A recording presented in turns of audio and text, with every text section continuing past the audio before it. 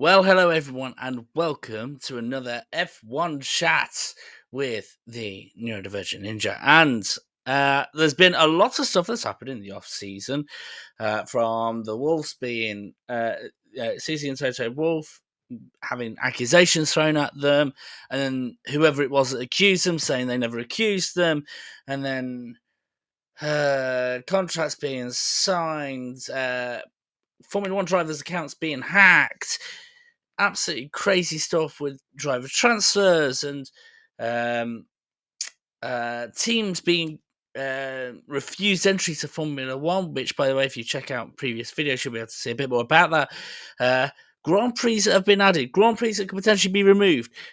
There's a lot that's happened. The sprint format's changed, but I'm a simple Formula One fan, and the very thing that I can talk about is liveries.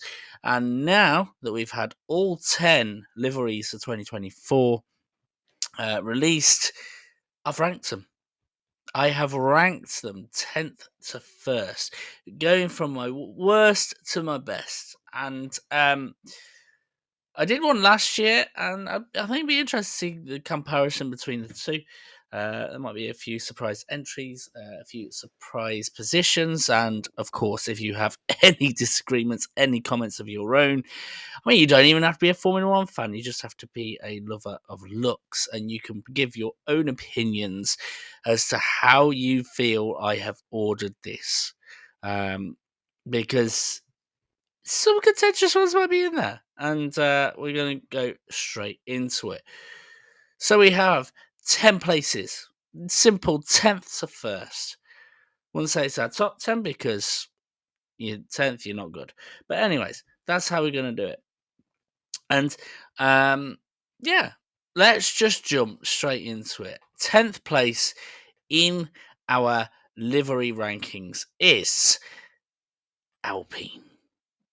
Now, I think it's safe to say that this is the worst looking car I have seen for the past 5 years, probably. And it's not the pink. It's not the blue. It's not the pink and blue. It's the lack of pink and blue. Like, where's the colour, Alpine? Like, what this reminds me of is, do you remember when you were a kid and you were trying to be taught how to colour within the lines? Yeah, and there were ways around it, and one of the things you could do was with your colour pencil, sketch around the outline to give yourself a little bit of a border, around that. That's what this looks like. It looks like they started and didn't finish, and I really don't like it. I'm not a fan of it. I think it's making it obvious of what it's all about, which is the weight saver and the carbon and everything like that. But you want to capture imaginations. Like, one of the cool things about F1 livery is you're about to see with some of these is it's all about gaining new fans. Sometimes the looks can have a big impact on the new fans that join you. And Alpine, I don't think you've done it well. I don't think you've done it well. Yet again, yes, of course, it's the weight saving, but it just doesn't feel right. It doesn't look right. It doesn't capture my imagination. It's clever, but I don't like it. I'm sorry, Alpine. You are very easily last place because this is a car that is deserving of colour, and it doesn't do it for me. So, with 10th being Alpine, who's number 9? Number 9, McLaren. Now, I've got to say, it's a similar sort of problem to the Alpine, but we are now going into the good category. I think Alpine is the only bad one. The rest of them, I think, are okay. I can enjoy them, right? And with McLaren, orange and black goes well together. I've got to say, it does look good. I do prefer it when the OKX sponsor is also orange. It works. It works. But why is our McLaren ninth? Well, it's because of where the black is and where the orange is. Like, the black being on the end of the nose cone, I'm not a fan of it. It doesn't feel right. The um sort of like the orange, like sort of going into the halo. It's to put it positively, it's a grower. It's one that I think I have to see for the whole season for me to appreciate it. And so because of that, it's not really captured my imagination. It's not really got to me. So McLaren, I do like it. I love your lineup. I love everything about you, but the car needs some work. By the way, I still love the Google Chrome sponsor on the wheels, but yeah, not really working for me. Back to not necessarily back to the drawing board, but could do better. Like a sort of a C minus, let's say, for McLaren. So who's eighth? It's Haas. Now, again, this is very similar to the previous two in terms of not cutting and everything like that. But I've got to give Haas a real good mark here. Definitely a C plus for me because it works. The lines, the white lines going across, it makes it look like it's a black car with white features, which works. It doesn't look like it's incomplete. It looks like it's complete. I like it. The red works really well. Like it's very clever, very smooth. It almost looks short like a generic Formula One car, and that actually can, not necessarily a bad thing. I really do love it. I do love it, and you know, I've got to say, like I say, there's some good. They're good cars now. That are looking. I can only hope for Haas that the car goes how it looks. But you know, we'll see. I miss Gunter Steiner not being there, but we'll see. Maybe it's gonna be a bit better for Haas, but yeah, the car it's good. It is. Looks really nice. It's back to that thing of black. I'm not keen on the black being on the car, but I like it. I like it. Now, seventh. Who's seventh? It's Red Bull. But once again, this is a better mark for Red Bull, even though I think it's a lower position from last year. This is actually better. The Red Bull works. I really like the way it's done it. The pinches and everything like that. Very sleek. Yeah, okay. It gets downgraded mark because it feels a bit same old, like they don't need to try, and which is weird because they could have fun with the design because they've been so much better than the rest. And I do give it a bit of a markdown for that, but it does look a sleek design. Does look a good livery. I very much do like it.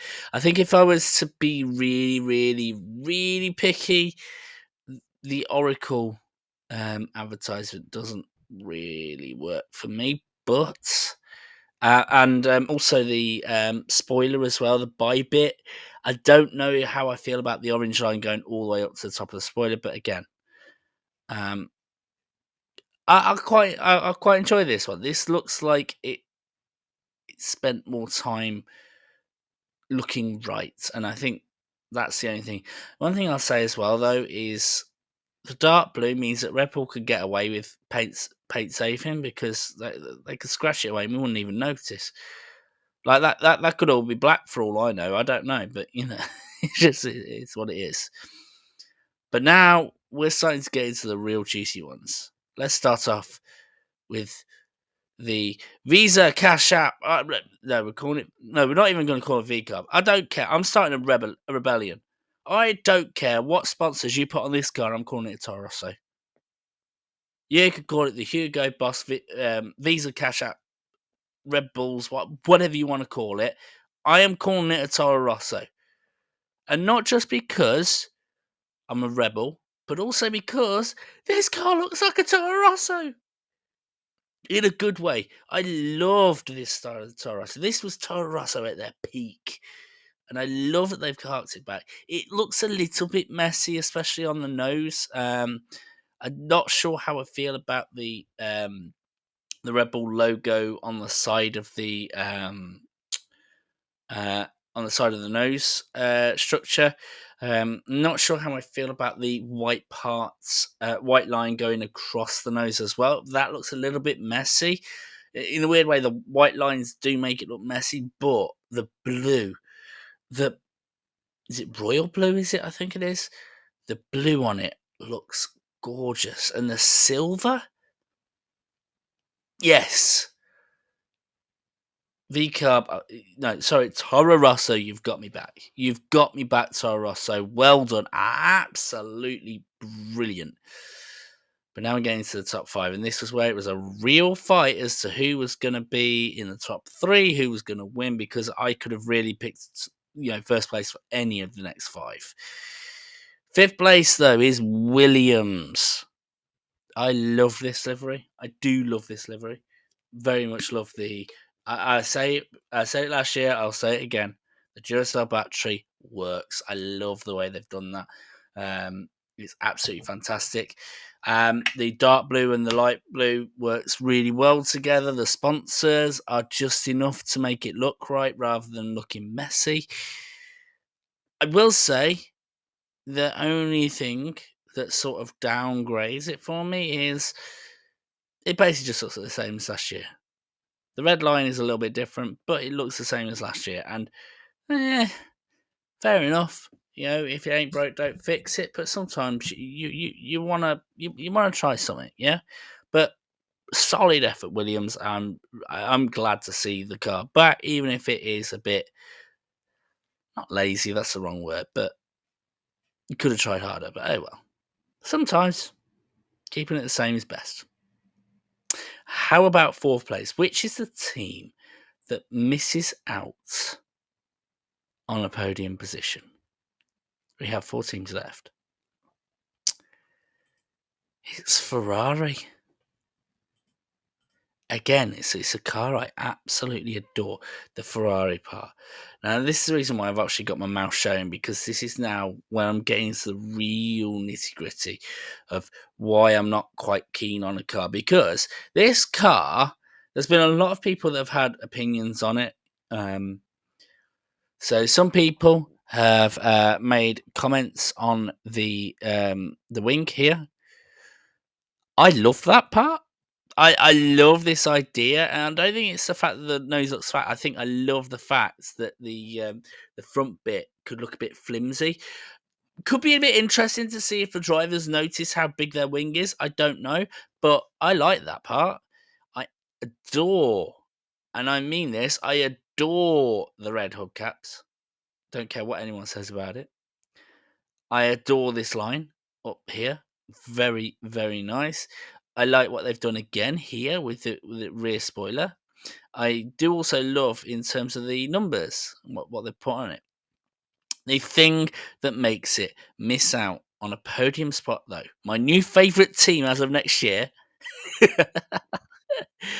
Oh, I'm shameless, aren't I, as a Hamilton fan? Anyway, but the thing that lets it down is this line. This line above the nose. It looks unnecessary. If that wasn't there, this would be top spot. That shows how close the competition is. Without that line, without those lines, it'd be top spot. With those lines, not even in the podium. That is how close it is, but that is Ferrari for you. I am looking forward to seeing that car. I hope to see a lot of it flashing past rather than in detail, because that part detail is really going to annoy me. So we have now a top 3. We have Aston Martin. We have Mercedes. We have Stake F1. Which one is in third place? Well, in third place, we have Aston Martin. Done nothing different, but my goodness me, does it look gorgeous. I am an absolute sucker for British Racing Green. In fact, British Racing Green is the very thing that got me really hooked onto Formula One, because, do you know, my first favourite Formula One team, not in terms of the one that I knew was going to win in Ferrari and Michael Schumacher, my first favourite Formula One team was the Jaguar F1 team. amongst all the sort of chaos of colours of red and silver and red and another shade of red and a blue and a red, there was this one car that was dark green and I loved it. And Aston, you've basically done nothing in terms of the looks of the car, which I hope means you've upgraded the car. But I adore green. I adore the dark British racing green. Absolutely fantastic. What could be better? What could say British more than a car driven by a Canadian and a Spanish and owned by a Canadian and with engines from Germany?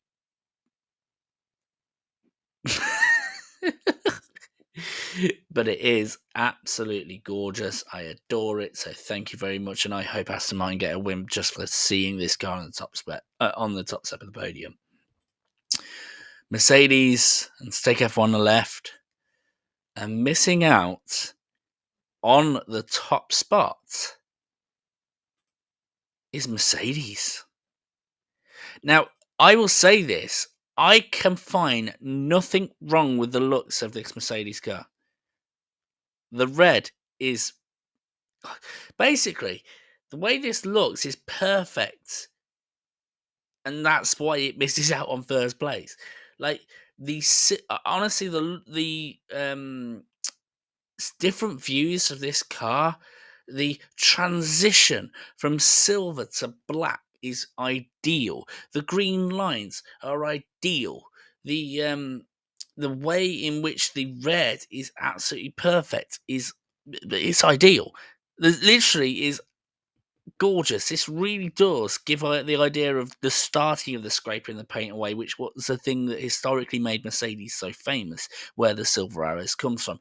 There's nothing wrong I can say about this, but it does miss out on top spot because I want to spend a bit of time talking about the team that is the new number one, the new boss in town, Stake F1.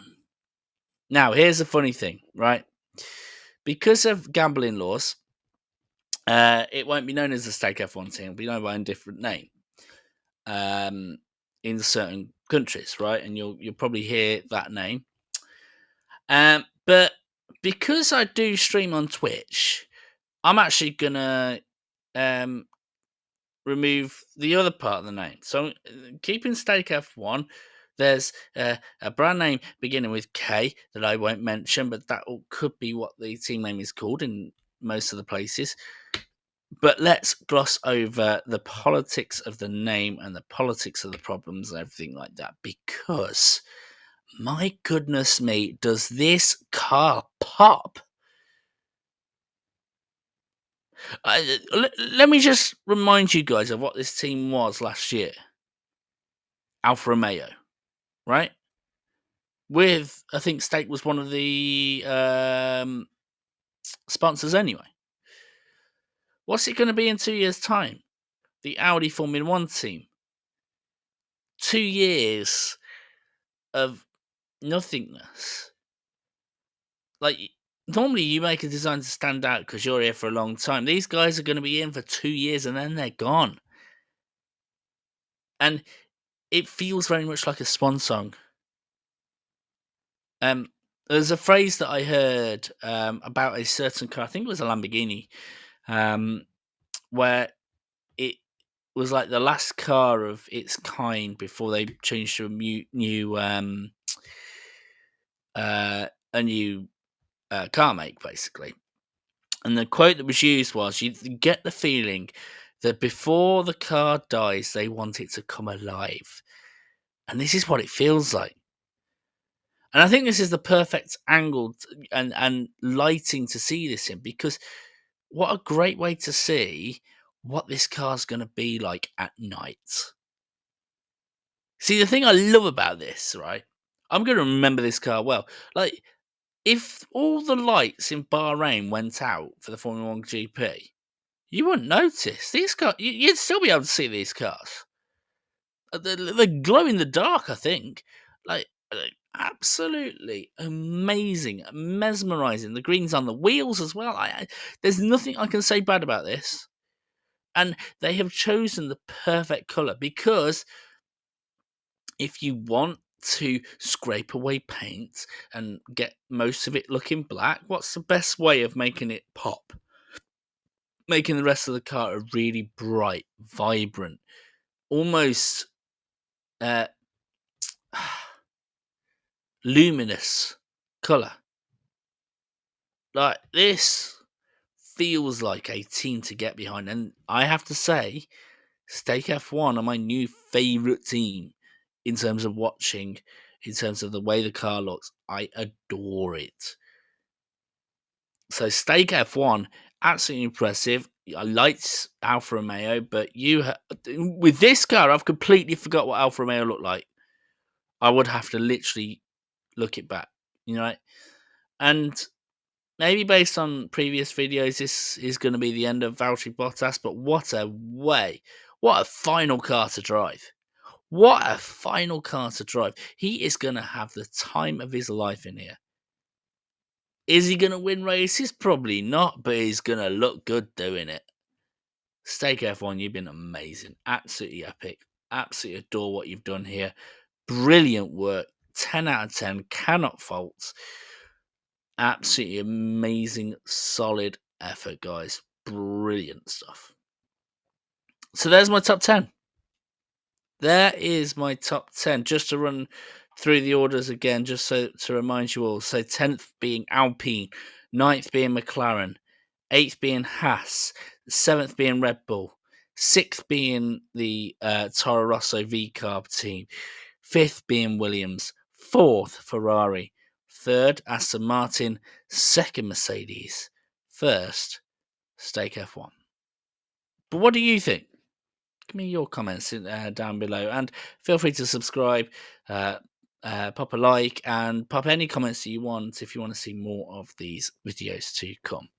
Take care of yourselves, and I hope you enjoy the season with me. When we start, the season starts on a Saturday race, which I think is next week as well, guys. Enjoy the season wherever you are, and take care of yourself.